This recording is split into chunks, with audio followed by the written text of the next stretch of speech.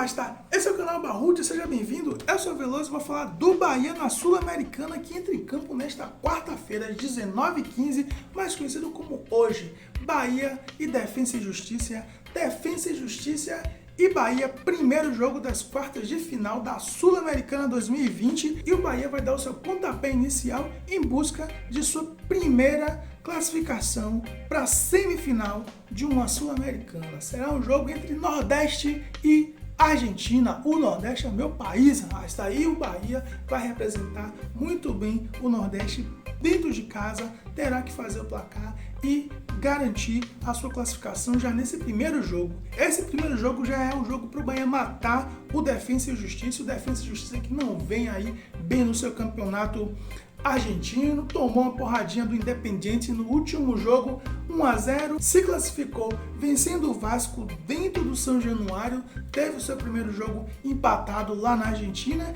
e vai aí em busca também de uma semifinal contra o time do Bahia. O Defensa e Justiça que tem um caminho diferente do Bahia até aqui na Sul-Americana. O Bahia jogou o primeiro jogo contra o Nacional do Paraguai, depois jogou contra o Melgar na segunda fase e pegou o Santa Fé, o União Santa Fé, nas oitavas de finais. Já o Defensa e Justiça era um time que estava na Libertadores, foi desclassificado, não conseguiu avançar à próxima fase, estava no grupo do Santos e entrou na Sul-Americana pelas portas do fundo lá ele. Jogou as oitavas de finais direto com o Vasco e se deu de bem, e agora estamos aí em busca de uma semifinal contra um time argentino que não vai ser um time fácil de vencer, mas também não é nenhum bicho-papão. Pelo que eu vi jogar contra o Vasco no primeiro jogo, que foi empate em 1-1, eles mostraram um volume de jogo maior do que o Vasco, só que era o Vasco. E o Vasco não está atualmente sendo referência para muita coisa. A gente pode ver que ele também jogou contra o Independiente da Argentina, que é um time que está classificado aí para as quartas de finais da Sul-Americana. Provavelmente podemos encontrar aí o Independiente pela frente, não sei. Mas o fato é que não é um time bicho de sete cabeças. O Bahia só precisa jogar futebol. É o que eu venho falando em todos os vídeos que eu faço aqui de pré-jogo. O adversário do Bahia é o próprio Bahia. O Bahia hoje é o seu maior adversário. Porque se o Bahia jogar futebol, coisa que ele não vem fazendo, principalmente dentro de casa, ele vai conseguir ganhar seus jogos, seja lá quem for o adversário. Defensa e Justiça, Lanús, Independente, o que vier, o Bahia traça e acabou. Mas não, nós temos aí em campo uma equipe sendo treinada, mal treinada por um treinador orelhudo que não está fazendo o que veio para fazer, que é não deixar aquela zaga tomar gols. E será de suma importância que neste jogo o Bahia não tome gols. Porém, isso só não é garantia de nada. O Bahia precisa vencer e para isso terá que contar com a sorte, porque se depender de treinamento, até então a gente não tem conseguido muitas coisas, Rasta. O Bahia vem de 2 derrotas seguidas no Campeonato Brasileiro dentro da Fonte Nova, contra um São Paulo e contra um Ceará que não teve muito esforço para vencer o Bahia. E só não perdemos para o União Santa Fé porque fomos salvos por uma bela defesa do Douglas, que aliás era dúvida para esse jogo, mas parece que está tudo ok e ele vai para o jogo. É um jogo de mata-mata e, como eu costumo falar, jogo de mata-mata não adianta você querer jogar bonito, jogar bem. Tem que jogar e fazer o resultado. E para jogar e fazer o resultado, o Bahia só precisa parar de cometer tantos erros individuais. É tantos erros individuais que você fica pensando assim, como é que esses caras conseguem errar tanto, treinando tanto? Porque os caras treinam todos os dias. Tem 1 ou 2 folgas e o resto é treino. Os caras passam o tempo todo treinando, é o trabalho dele. Aí chega na hora, você vê Nino Paraíba cometendo erros grotescos, constantes. Ele dá um dia na ferradura e 100 dias no cravo. É sempre assim. Esse é o estilo de jogo de Nino Paraíba. Até alguns meses atrás eu achava que Nino Paraíba era o pior jogador do Bahia. E eu achava que o Bahia jogava com -1. Mas aí me inventaram um tal de Elias, que começou bem dois jogos, fez muito bem e depois começou a ser o pior jogador do Bahia, conseguiu ser pior que Nino Paraíba. Eu tô aguardando ver a qualquer momento o Elias entrar em campo com um hambúrguer na mão e uma batata frita na outra, porque é só o que tá faltando agora, ele entrar em campo comendo um hambúrguer e uma batata frita, porque corpo para isso ele já tem. Agora me diga, o que é que Elias fez depois do seu terceiro jogo pelo Bahia que vale ele todos os jogos está sendo escalado, entrando no segundo tempo? Não sei.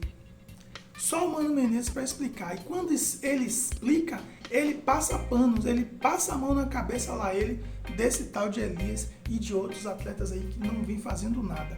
Eu entendo que o Bahia não tem opções na lateral direita. Eu entendo que alguns jogos atrás tínhamos motivos para manter o Nino Paraíba como titular da camisa 2 na lateral direita. O João Pedro estava machucado e o Hernando, que estava fazendo a função de lateral direito improvisado e muito bem, também se machucou. Então sobrou o Nino, o eterno. Mas agora o Hernando tá bem, apesar de ter tomado um pau na cara aí do goleiro do São Paulo. Foi quase um fatality do Mortal Kombat naquele jogo contra o São Paulo. Mas tá aí, tá bem e pode assumir a lateral direita no lugar de Nino Paraíba, porque não é possível que depois de dois erros absurdos no último jogo contra o Ceará, o orelhudo Menezes vá colocar o Nino Paraíba nesse jogo, porque não tem nem clima para esse jogador entrar. Ele vai entrar com a cabeça completamente atordoada e vai continuar cometendo erros. O Bahia que não vai ter o Gregory porque tomou o terceiro cartão amarelo. O Gregory que ultimamente tem tomado cartões amarelos, mas diferente de algum tempo atrás, que ele tomava cartão amarelo fazendo faltas absurdas, violentas, muito desses cartões amarelos que ele tomou aí e que provocou ele ficar fora desse jogo foi faltas de correção, erros do Bahia que gerou contra-ataque. Ele matou o contra-ataque fazendo falta, matou corretamente, porque senão poderia ser convertido em gols os contra-ataques. Então muito desses cartões amarelos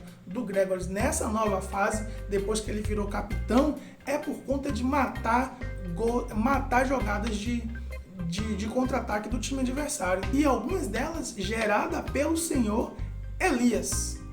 O Bahia teve a volta dos jogadores que estavam com a Covid-19, porém nem todos serão aproveitados por conta das suas condições físicas. Mais de 10 dias parado, não sei qual deles terá condições de jogo. Bahia que precisa de um meio de campo, já que o Gregory está fora. O Ronaldo poderia ser essa opção, acredito que não será, provavelmente será o Ramon, o Edson também, que deve continuar, apesar do Edson ter feito uma péssima partida contra o Ceará, mas acredito que ele deva ser o escalado para esse jogo.